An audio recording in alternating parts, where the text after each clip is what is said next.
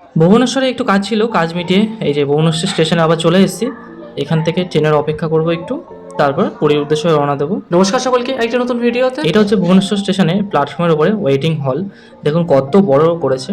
এখানে একসাথে অনেক মানুষ বসতে পারবে, বসার জায়গা থেকে শুরু করে সব কিছু রয়েছে।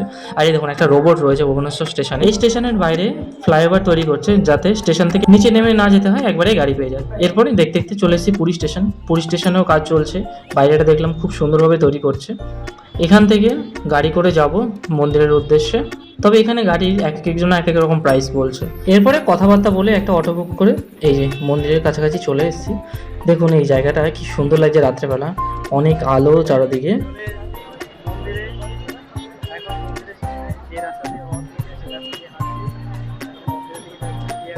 মন্দিরের সামনেটা কিছুক্ষণ দাঁড়িয়ে একটু দর্শন করি, তারপরে দেখতে পাই এই যে সুন্দর রথ।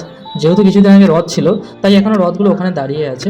নিজের চোখেই প্রথমবার পুরীর রথ দেখলাম। এরপরে একটা রুম নিয়ে ওখানে জিনিসপত্র রেখে চলে গিয়েছিলাম সমুদ্রের ধারে। সমুদ্রের ধারে বেশ হাওয়া দিচ্ছিল।